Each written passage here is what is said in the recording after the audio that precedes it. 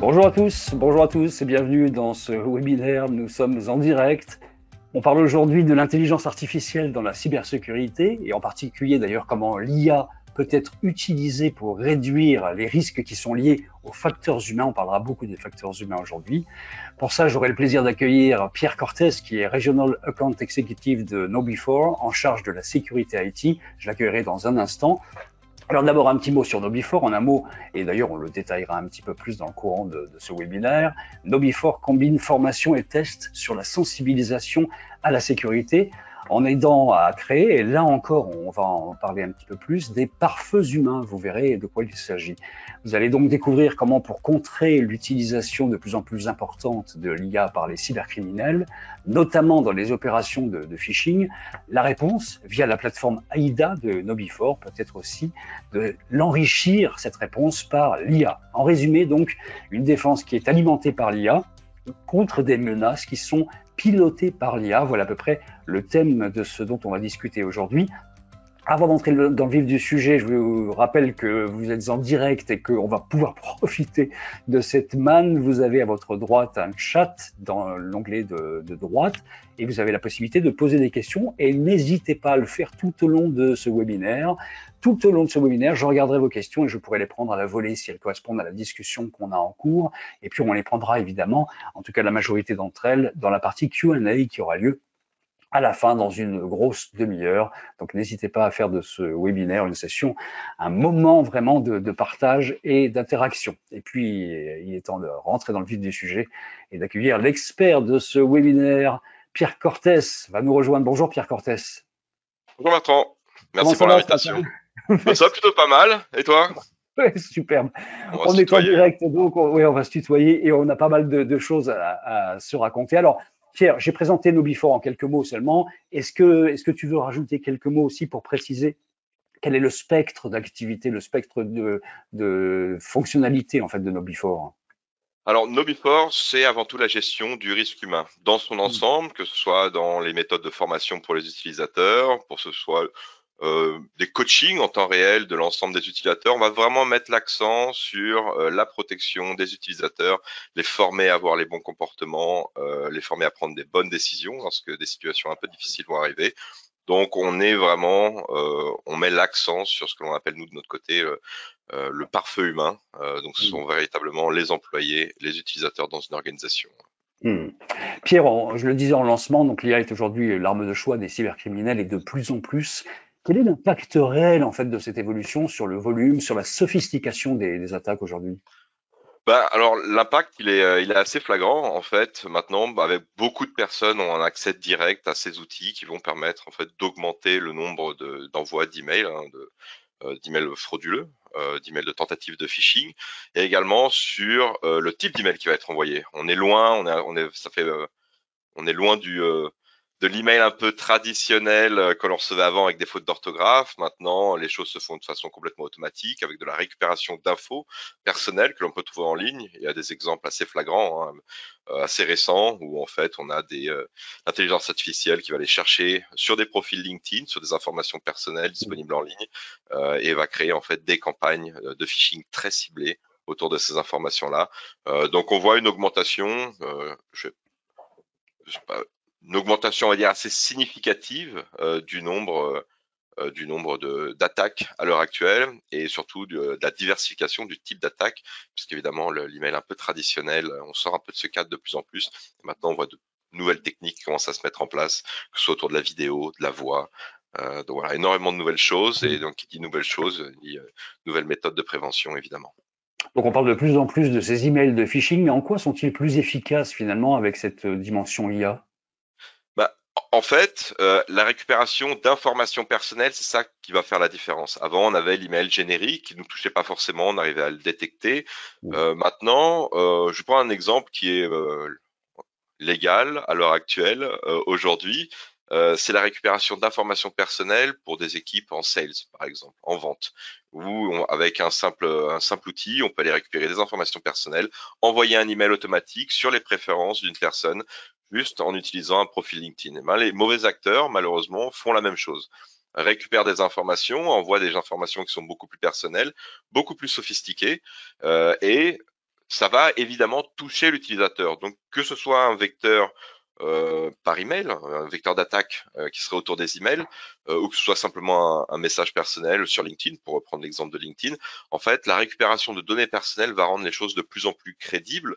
La récupération de données également sur l'entreprise, les informations en interne, peut-être des partenariats, ce genre de choses vont rendre les choses ou du moins les attaques beaucoup plus crédibles et beaucoup plus difficiles à détecter, puisque évidemment là on a affaire à des informations qui nous touchent directement. Pierre, si je voulais faire un petit peu de provocation, est-ce qu'on pourrait dire qu'on assiste à une forme de démocratisation, entre guillemets, des cyberattaques aujourd'hui, justement parce que l'IA permet d'automatiser d'une certaine façon ces attaques? Oui, absolument, puisque maintenant ces outils ne sont plus uniquement disponibles pour certains experts en informatique. Maintenant, tout le monde y a accès à partir de son téléphone. On peut lancer des campagnes, effectuer des recherches, des actions directement sur des entreprises, récupérer toutes sortes d'informations. D'un point de vue, euh, on va dire, information publique, on n'a jamais eu autant de contenu disponible en ligne, que ce soit sur les entreprises, que ce soit sur les personnes. On partage de plus en plus nos vies en ligne, mais également d'un point de vue technologique, c'est de plus en plus facile de mettre en place des campagnes d'envoi massif d'emails, des campagnes de personnalisation, de création de contenu qui vont nous aider à mettre en place ces campagnes, enfin nous aider, pas moi directement, évidemment, les mauvais acteurs, mais qui vont aider à mettre en place ce genre de campagne. Donc oui, effectivement, c'est accessible à tous à l'heure actuelle, et c'est pour ça qu'en fait, on doit véritablement former les utilisateurs à repérer ce genre de choses, puisque maintenant, on a des volumes qui sont beaucoup plus importants qu'avant. Bon, ça c'était pour la présentation générale. On va rentrer dans le vif du sujet finalement de ce webinaire. Quelle est la philosophie générale de Nobifore face à ces nouvelles attaques? Bah, je l'ai mentionné au tout début, c'est la gestion du risque humain dans son Ouais. intégralité, que ce soit autour de la familiarisation des utilisateurs, autour de ces thématiques. Alors, il faut comprendre que la plupart des utilisateurs, des employés, peu importe les secteurs d'activité, en fait, pour être pas vulgaire, mais se moquent un petit peu de l'hygiène cyber d'une manière générale. N'ont pas une véritable compréhension des enjeux, des risques, des choses qui peuvent arriver à une organisation, à soi-même également, avec des mauvais comportements. Donc, c'est véritablement dans un premier temps les familiariser autour de ces thématiques, et ensuite, c'est d'essayer de, en les formant, de changer leur comportement face à à l'ensemble de ces risques. Et à terme, évidemment, c'est au-delà même de former sur les bons comportements, c'est d'avoir la création d'une culture de la cybersécurité de façon un peu générale. Donc par étape, monter en maturité en fonction des profils utilisateurs évidemment, mais essayer de les amener à, vers les bons comportements autour de cette thématique et surtout les changer sur le long terme, ces comportements, que ça devienne véritablement ancré dans la culture de l'entreprise et puis même après chez eux évidemment. Donc, si je comprends bien, à la base même de l'idée de Nobifore, il y a le constat de la méconnaissance en fait des hommes et des femmes sur le type d'attaque dont ils peuvent être les victimes. Donc, vous agissez en fait sur les points de faiblesse et Nobifore propose un programme de formation en fait sur ces points de faiblesse. C'est un petit peu ça l'idée. Absolument. En fait, toutes les organisations sont différentes en termes de maturité, de compréhension, de connaissances. On ne va pas former différents types d'utilisateurs de la même manière, puisque évidemment, on a certains secteurs d'activité qui vont être plus au fait que d'autres. Donc, on va essayer de trouver la bonne approche, d'essayer de trouver le bon contenu qui va pouvoir en fait toucher les utilisateurs, que ce soit des choses un peu sérieuses, des choses plus légères. On va essayer de trouver la bonne méthode pour pouvoir en fait toucher le cœur de cible qui est l'ensemble des employés dans une organisation. On va en reparler parce qu'il y a une dimension ludique en fait dans l'apprentissage et c'est comme ça qu'on Absolument. apprend toujours un petit peu mieux. Donc on va y revenir. En fait, il y a la notion de pare-feu humain, on l'a évoqué un tout petit peu. Pare-feu humain renforcé par l'IA, ça ressemble à quoi dans la solution qui est proposée par Nobifore? Puis quelles sont finalement les étapes majeures de cette formation? Alors, que je partagerai mon écran dans quelques instants. Ce qui est important de comprendre, c'est qu'avant tout, on va essayer de mettre en place différentes méthodes pour pouvoir Mmh. créer ce pare-feu humain. Le pare-feu humain, c'est avant tout avoir une bonne compréhension des enjeux, des choses à éviter, des nouvelles techniques de hack dont on vient de mentionner quelques-unes, et surtout avoir les bons réflexes ou le bon process dans le cas où quelque chose de suspect arriverait. Donc le pare-feu humain, c'est en fait le dernier rempart, parce qu'évidemment, les professionnels IT vont mettre en place toutes sortes de systèmes efficaces, hein, évidemment, mais c'est le jeu du chat et de la souris. Les mauvais acteurs vont essayer de toujours trouver la faille, trouver un angle différent, peut-être par les réseaux sociaux, LinkedIn, peut-être en simplement n'envoyant pas de lien, en créant peut-être un relationnel avec certains employés. Donc en fait, toutes ces techniques, il faut pouvoir les déjà créer une familiarisation autour de ces thématiques avec les utilisateurs et ensuite former les utilisateurs à avoir le bon comportement quand le mauvais moment arrivera malheureusement. Alors, quelles sont les principales étapes finalement de l'apprentissage? Alors, dans un premier temps, ça va être on va proposer des contenus de formation aux utilisateurs. Donc, Mhm. des formations adaptées à leur niveau, à leur rôle dans l'organisation. Donc, on va vouloir les former. Et ensuite, on va aller les tester sur les connaissances qu'ils vont avoir reçues. Euh, Peut-être que je peux vous montrer un petit peu directement Oui, sur la bien sûr, plateforme. carrément, ça sera bien. Comme ça, on aura un Alors, exemple concret, ouais. en fait, ce qui est important pour nous, c'est de pouvoir donner de la visibilité aux équipes, aux professionnels sur le risque de l'organisation. Et le risque de l'organisation, ça va être autour, en fait, des comportements des utilisateurs, va être autour également du nombre de formations qu'ils ont reçues autour de certaines thématiques. Et pour pouvoir, en fait, toujours avoir cette visibilité, on veut pouvoir proposer des contenus adaptés aux utilisateurs. Je peux vous montrer un exemple sur Mhm. un utilisateur précis. C'est une plateforme de démo, hein, donc je ne divulgue pas d'informations particulières. Je vais recharger. Donc, sur un utilisateur, en fait, on va pouvoir proposer des contenus dans un premier temps, des contenus de formation, des formations adaptées, encore une fois, à son rôle, son industrie, s'il y a des normes et des régulations pour être conforme, en fait, on va proposer ces différents types de contenus. On passera un peu en revue la partie contenu de façon un peu plus précise juste après, mais Mhm. là, c'est véritablement pour comprendre un peu le processus. Et peu importe que ces contenus soient obligatoires ou facultatifs, on va les proposer à l'utilisateur et autour des thématiques, entre guillemets, des fondamentaux de l'hygiène cyber. Ce qui est Mhm. important, c'est que l'ensemble va être catégorisé autour de différents points qui vont permettre à terme de déterminer s'il y a des risques ou pas, puisque l'on va pouvoir les tester ensuite, les utilisateurs, sur leurs acquis, sur les différentes formations qu'ils ont eues par le passé. Donc peut-être les comportements à avoir autour des codes QR, ou si on a des pièces jointes, si on a peut-être on peut faire des tests aux clés USB. Donc on va mettre en place une série de tests, qu'ils soient physiques ou envoyés par email, pour pouvoir simuler des situations de la vie courante auxquelles on pourrait faire face, pour encore une fois habituer l'utilisateur à avoir le bon réflexe face à l'une de ces situations.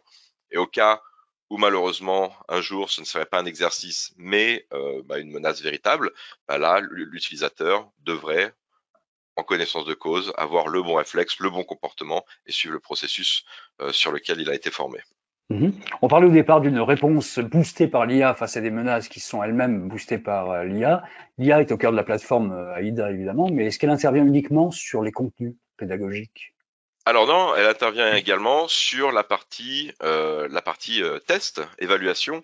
Ce qui est Mhm. important ici, c'est que l'IA va pouvoir aider les professionnels en fait à gagner énormément de temps, de la même manière que on va essayer de trouver les bons contenus pour les utilisateurs.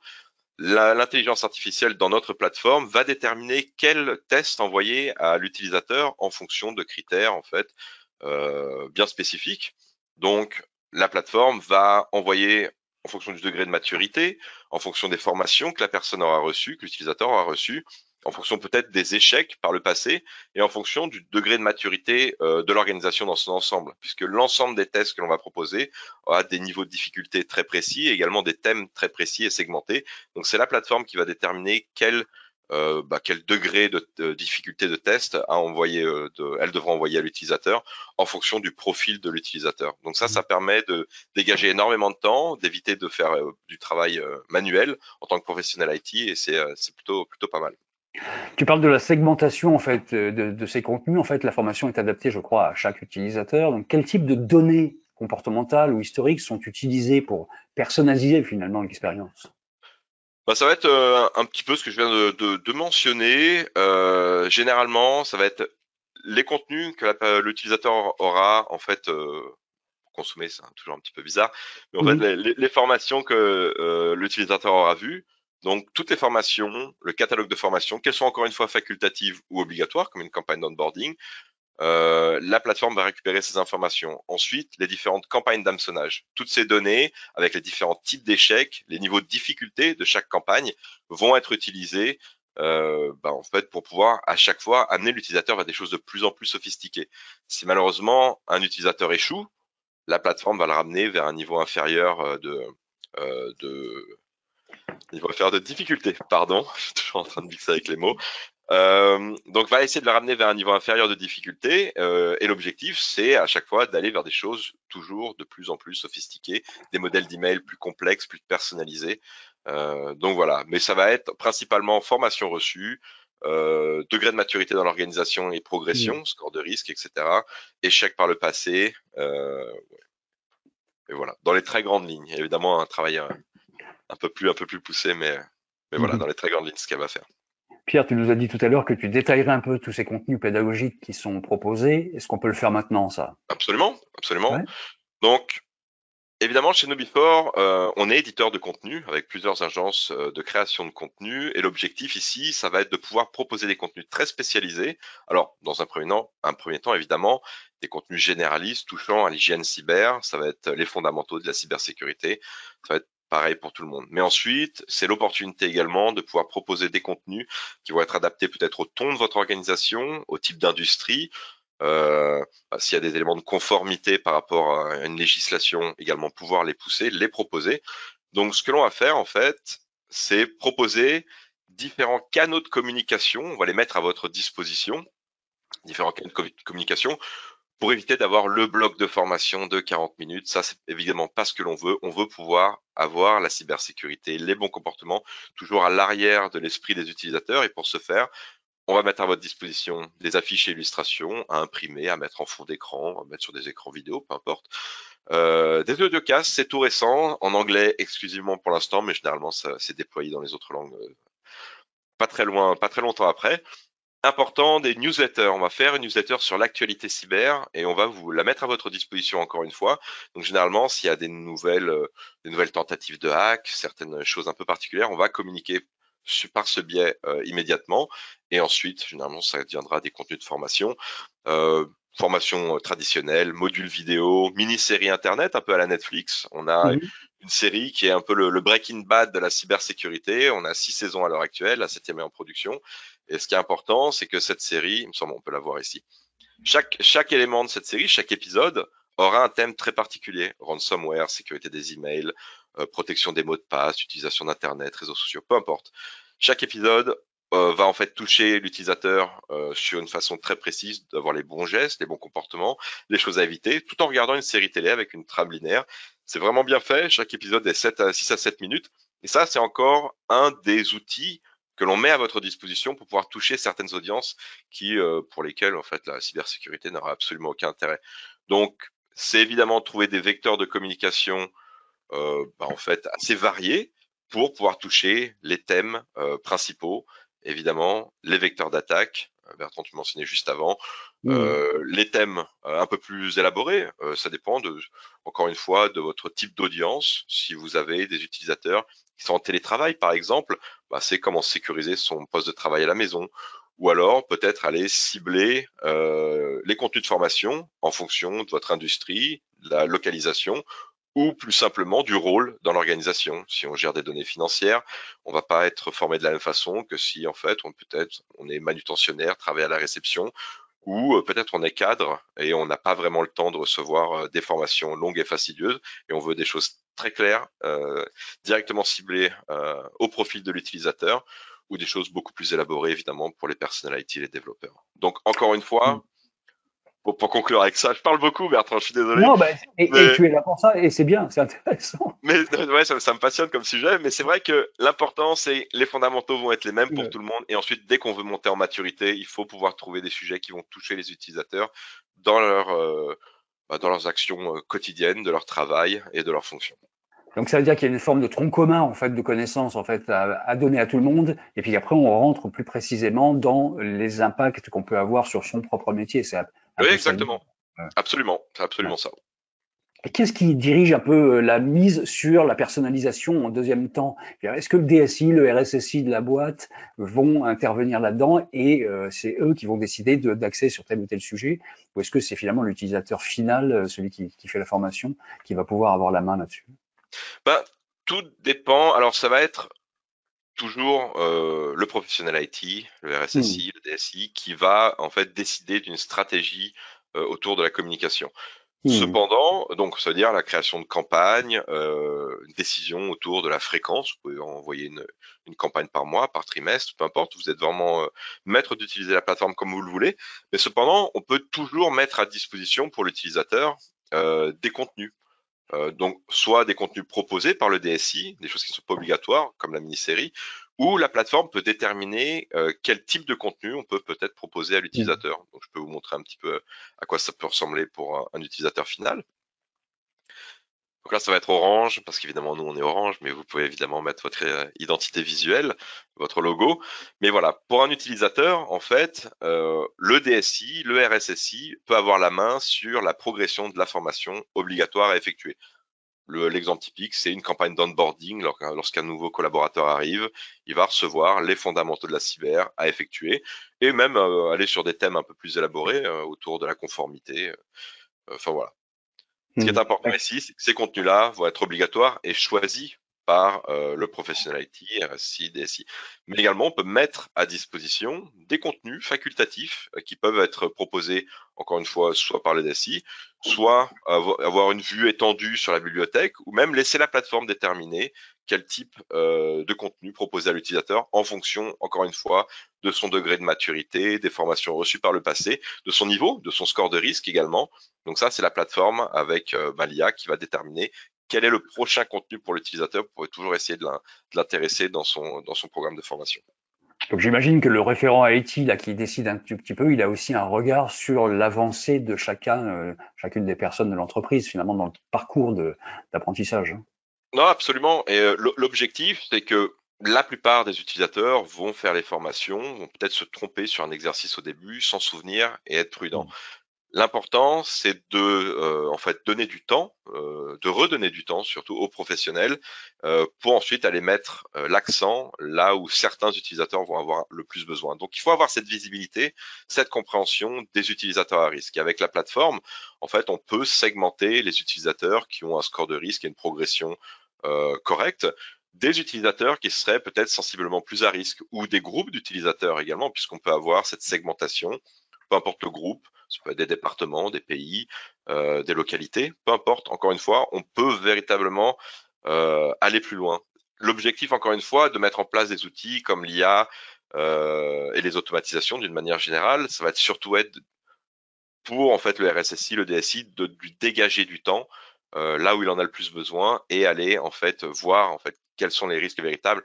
Et ça peut uniquement être faisable lorsqu'on commence à avoir de la visibilité sur l'organisation. Donc là, évidemment, c'est les outils qu'on va pouvoir mettre en place, donner de la visibilité aux professionnels, essayer de comprendre quels sont les risques, encore une fois, en fonction des différents types.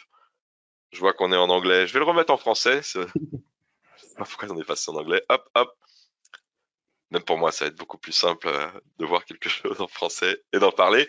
On est de retour. Donc, les types de sécurité, donc les choses sur lesquelles il va falloir peut-être mettre l'accent à terme. Alors, encore une fois, avec des contenus, avec différents outils également qu'on peut proposer pour faire du coaching en temps réel, mais surtout la visibilité sur les utilisateurs les plus à risque, mais surtout la compréhension du risque en fonction des thématiques, comme j'ai mentionné au tout début, puisque l'ensemble des contenus de formation et des tests que l'on va mettre en place sera segmenté autour de ces différentes thématiques et l'ensemble peut être automatisé. Donc si une personne a un niveau inférieur ou considéré comme étant à risque, on peut lui proposer des contenus de rattrapage de façon automatique directement. Là, je m'adresse à ceux qui nous regardent, Pierre, 2 secondes pour leur dire qu'on va arriver dans quelques minutes à peine aux questions et réponses, hein, donc les Q&A, les fameux Q&A. Donc n'hésitez pas à écrire, vous avez un onglet questions sur la droite, sur le panneau de config, en fait, de GoToWebinar, et vous pouvez nous donner vos questions et on les posera dans quelques minutes. On reprend le fil de la discussion un petit peu sur les campagnes de phishing, en fait, qu'on peut simuler, comment ça se fonctionne. Il y a un moteur de recommandation IA pour ces campagnes de phishing simulées. Jusqu'à quel point on peut les personnaliser, en fait, ces campagnes, pour qu'elles soient proches de ce qu'on peut vivre au quotidien. Ouais, bah alors c'est très simple. Ce qu'on va faire, c'est mettre en place des campagnes de phishing. Donc, on a plusieurs méthodes. On peut simplement laisser la plateforme. Tout dépend du temps qu'on y a consacré, mais vous allez voir que ça prend pas énormément de temps. Ce Ouais. que l'on peut faire, c'est on peut laisser la plateforme tourner en utilisant notre bibliothèque de contenu. Donc notre bibliothèque de contenu, on a plusieurs milliers de scénarios traduits, mais aussi localisés en fonction des marchés. Si on a des outils, des compagnies aériennes, des banques, en fonction des profils utilisateurs, de l'endroit où ils sont, de la langue qu'ils parlent. Donc ces contenus seront ciblés pour cette personne. Donc des scénarios comme ça, bon, ça augmente tout le temps. On a à peu près 7800, je vais dire 7700 pour la fourchette inférieure. Mais voilà, et on peut les utiliser tels quels. Mais après, et donc laisser la plateforme déterminer encore une fois en fonction du degré de difficulté, du niveau de l'utilisateur, ou même si la personne n'a pas encore reçu de formation sur une thématique ou un type de phishing, le mettre de côté et attendre que l'utilisateur soit formé sur cette thématique. Donc ça, la plateforme peut le déterminer. Mais si après on veut pouvoir créer en fait une campagne personnalisée, et tout à fait ce que les hackers font, hein. Allez encore une fois sur LinkedIn, je suis en train de parler de LinkedIn énormément, mais malheureusement c'est un des outils préférés des personnes qui souhaitent récupérer des informations et peut-être faire une fausse campagne. Donc on peut également le faire. Bon, on va aller chercher un email. On peut absolument récupérer tout ce qui est dans la plateforme et le modifier si on le souhaite. Donc là, on va aller regarder. Je vais prendre cet exemple-là, hein, je suis désolé pour HelloFresh, mais c'était le premier qui est allé. C'est un 3 étoiles, c'est relativement classique. En anglais, pour notre exemple, ça va pas être très grave. Et je vais vous montrer en fait que si vous souhaitez trouver ou modifier une campagne, la personnaliser pour pouvoir peut-être utiliser un outil que vous avez en interne, bah, l'ensemble de ces emails sont tous modifiables et vous pouvez à n'importe quel moment aller sur ces emails-là, encore une fois, si vous le souhaitez, hein. Sinon vous pouvez les utiliser tels quels.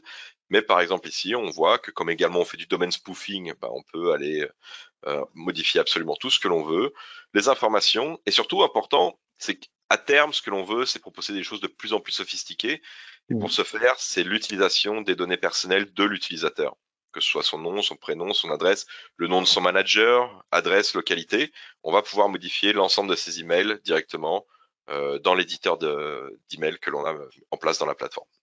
Donc en fait, on peut créer une sorte d'email de phishing générique à partir d'un prompt sur une IA générative. On apprend à voir comment ça fonctionne, c'est-à-dire qu'on sait comment ça fonctionne de l'autre côté pour les attaquants finalement. Absolument. Alors, ce que j'ai montré, c'est la version un peu traditionnelle de la modification. Maintenant, il y a la possibilité de créer de toutes pièces des campagnes. Donc ça, c'est un très bon point. Bon, c'est bien, très bien synchronisé. Donc vraiment, je vais vous montrer là dans la création pure, à partir de rien, comment est-ce que l'IA peut aider dans la mise en place en fait de campagnes. Mettons que l'on veuille créer une campagne, alors peut-être campagne de phishing.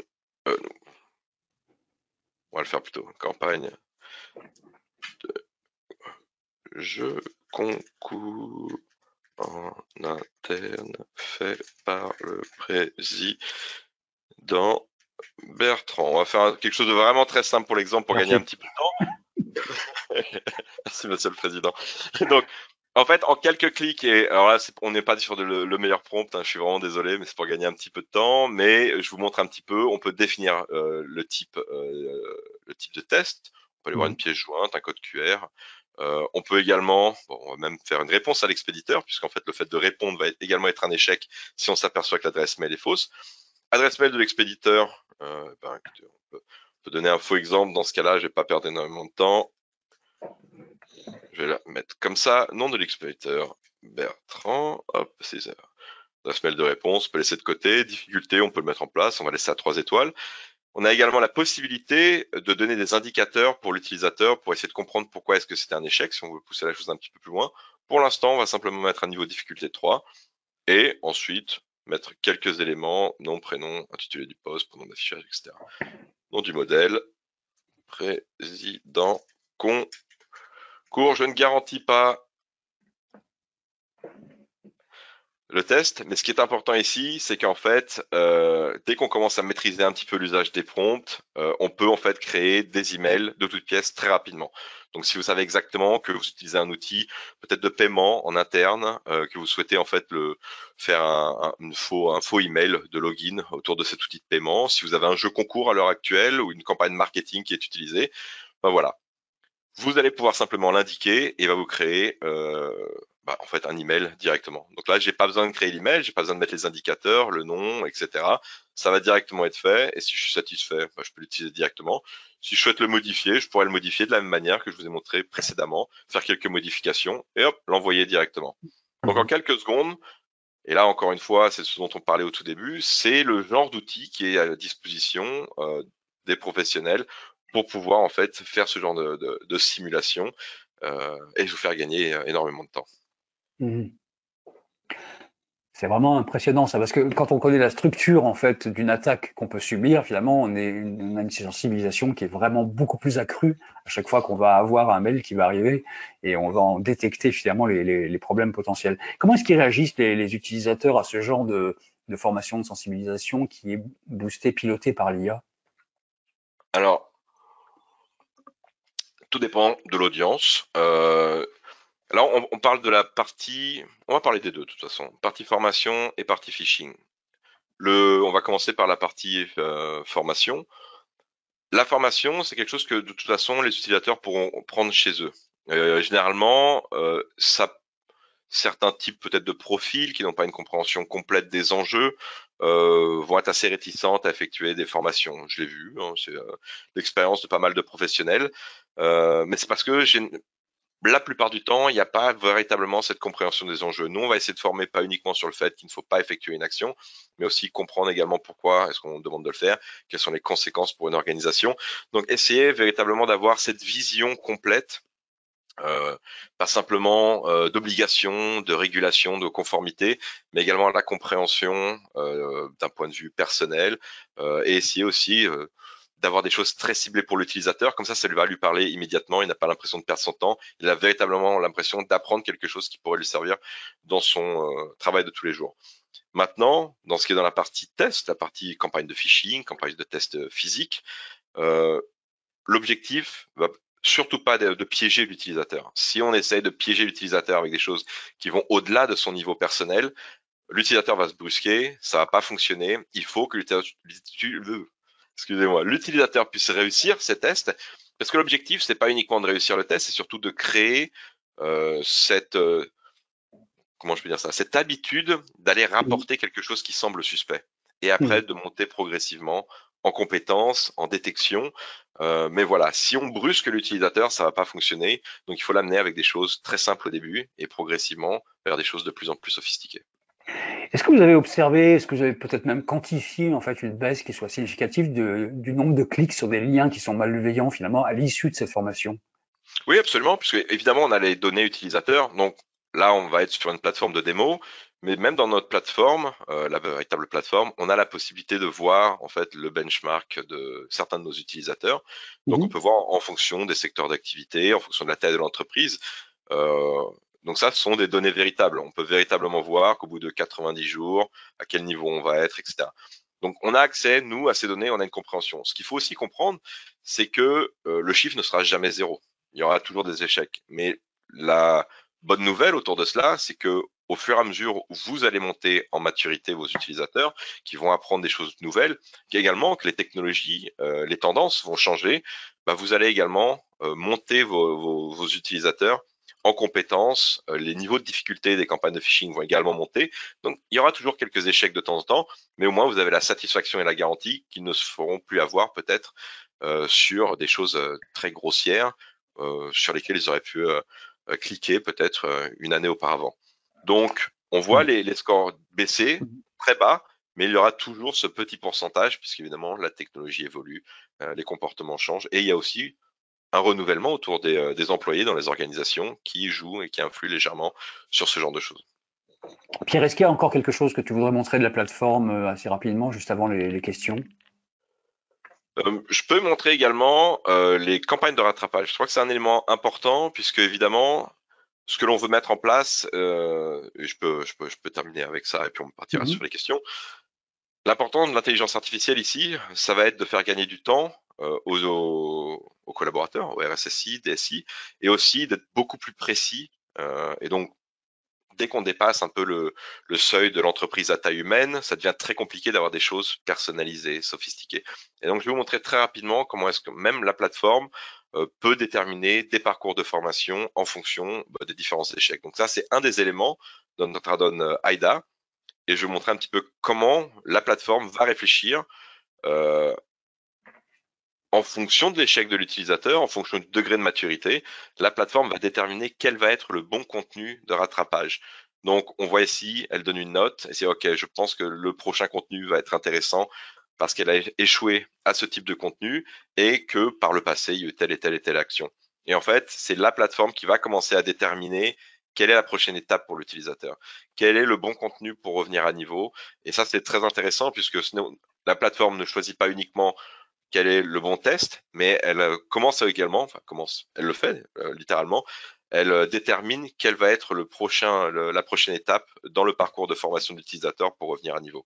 Donc ça fait partie des modifications et des améliorations sur lesquelles nous travaillons actuellement pour pouvoir en fait déterminer des parcours de formation en fonction de critères que vous allez mettre en place pour même vous soulager à terme des parcours de la mise en place des parcours complets de formation.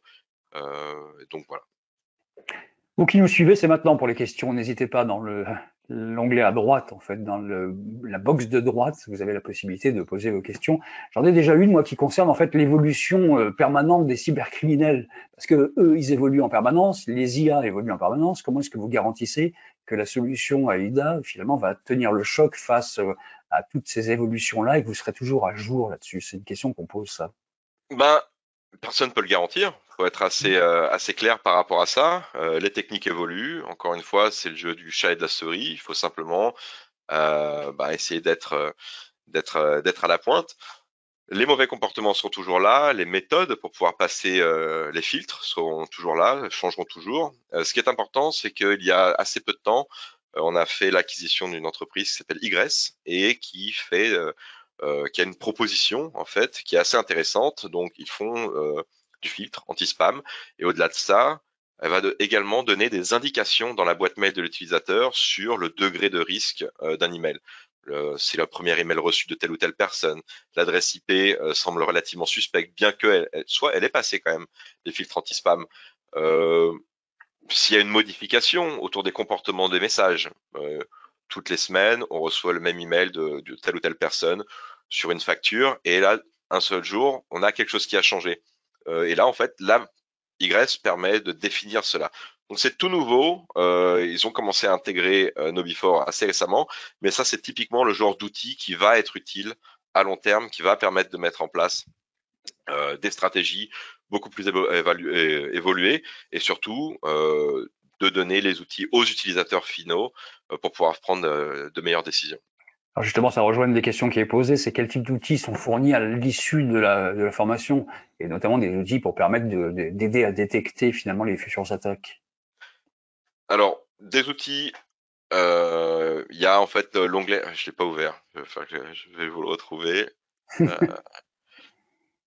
Ça va être un peu On est en compliqué. live, on a le temps, mais si c'est compliqué de l'ouvrir. Non, c'est parce que si je le l'ouvre, ça va être ma véritable boîte mail. Donc, on va, On va peut-être oublier. je vais vous le montrer très rapidement. Ce qui est important, c'est qu'on met à votre disposition ce type d'outil. Donc ça, c'est gratuit d'ailleurs. Si vous voulez dès aujourd'hui vous l'utiliser, on a un partenariat avec Microsoft, ça marche sur le Google Play Store. Et c'est un petit onglet qui va s'installer dans votre boîte mail et qui va permettre de se débarrasser des emails qui semblent douteux et de les renvoyer vers une boîte mail ou un outil de votre choix.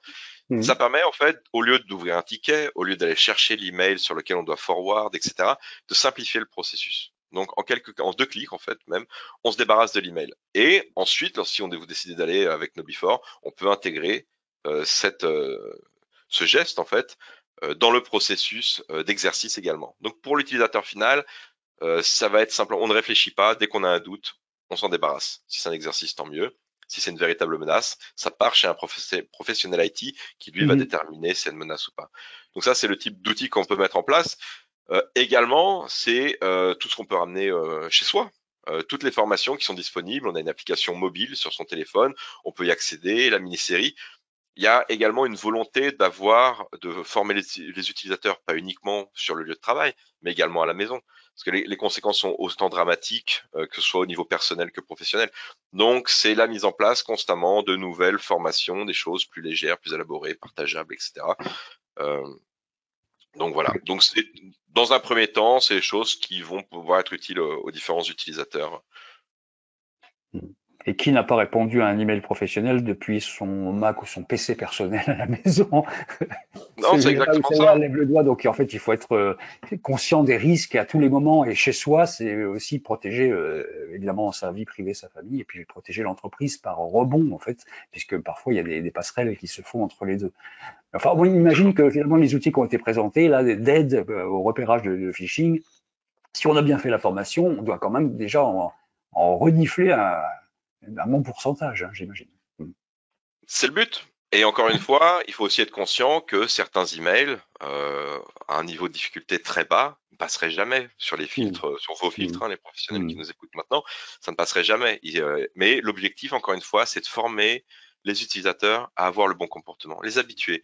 On se fait un exercice, il n'est pas gênant, on l'a détecté, personne n'a essayé de me piéger, simplement je le détecte, je le rapporte avec le petit onglet que l'on a vu, et j'ai ce réflexe, ce comportement régulier. Le jour où il y a un vrai doute, j'aurai le même comportement, je saurai exactement quoi faire. Et vous avez aussi la garantie de recevoir cette visibilité extrêmement rapidement, que ça reste pas, que ça traîne pas dans la boîte mail. Donc c'est véritablement ce que l'on essaie de faire, créer les bons comportements et de faire en sorte que le dernier rempart, hein, l'utilisateur, ait le bon réflexe le jour où quelque chose d'un peu suspect arrive, malheureusement. Une dernière question qui est intéressante d'ailleurs. Y a-t-il un nombre minimum de participants sur la plateforme pour une même entreprise? Alors, effectivement, il y a un minimum d'utilisateurs à 25 utilisateurs. Après, évidemment, il n'y a pas de limite, mais il y aura un minimum d'utilisateurs autour de 25. D'accord, il faut vraiment que ce soit une collectivité de l'entreprise qui se mette en route, et ça permet aussi d'avoir des échanges entre les différentes personnes qui suivent la formation, et ça participe de la sensibilisation générale, ça j'imagine. Ouais. Non, exactement. Et dès qu'on sort un peu du cadre de la taille humaine, peut-être que là, ça commence à devenir intéressant d'aller sur une plateforme, de gagner du temps en dessous de 25. Et pour nous, et pour l'utilisateur, enfin pour l'utilisateur, pour le professionnel, peut-être qu'il y a encore des possibilités de former. Mais c'est vrai qu'en dessous de 25, peut-être, c'est un peu, il n'y a pas assez vraiment d'utilisateurs pour pouvoir passer sur une plateforme. Encore que, on a des situations où on est 25, c'est bien. On va s'arrêter là. Pierre, merci. On a fait le tour, je crois, des questions qui étaient proposées par l'audience. Un dernier mot sur what's next, comme on dit en bon français. Qu'est-ce qu'on fait maintenant? On va sur knowbefore.com où il y a d'autres moyens de rentrer en communication, j'imagine, pour pouvoir voir comment ça fonctionne, tout ça. Si vous avez, vous, une entreprise et que vous vous dites, bah, tiens, ça, c'est un truc que j'aimerais bien implémenter chez moi. Très bon point, j'ai failli oublier, donc merci beaucoup. Vous pouvez me contacter directement par email, j'ai un lien sur mon agenda si vous voulez booker du temps, c'est des conversations qui me passionnent, je parle à des professionnels IT toute la journée, toutes les situations sont différentes, les degrés de maturité sont différentes, que vous soyez nouveau, que vous ne soyez pas encore sur une plateforme et que vous souhaitez en fait arrêter de former les utilisateurs en présentiel, ou bien que vous soyez déjà avec une plateforme et vous voulez voir quelle peut être votre prochaine étape en matière de maturité et d'évolution, n'hésitez pas à me contacter. Booker du temps directement sur mon agenda, c'est ce qu'il y a toujours de plus simple. Je viens de le faire là à l'instant. Voilà, j'ai la possibilité, depuis le QR code, de prendre un nouveau rendez-vous avec toi, Pierre. Et parfait. Et sinon, LinkedIn, les classiques ou par email, ça va tout aussi bien. Bon, merci beaucoup infiniment pour toutes ces précisions. On a appris pas mal de choses et notamment, évidemment, on a mis des mots sur ce risque humain dont on parle tant. Et on s'aperçoit que finalement, humains, IA peuvent collaborer, alors malheureusement pour attaquer, mais aussi heureusement pour se défendre, notamment contre les campagnes de phishing. Et on en a parlé donc avec toi, Pierre Cortès de KnowBe4. Merci beaucoup, Pierre. Merci. Et puis merci à vous tous. Merci à vous tous de nous avoir suivis. Tout ça sera disponible évidemment en replay derrière. Et n'hésitez pas à joindre Pierre. Bonne Merci journée à tous les participants. Bonne Au journée. revoir. Au revoir.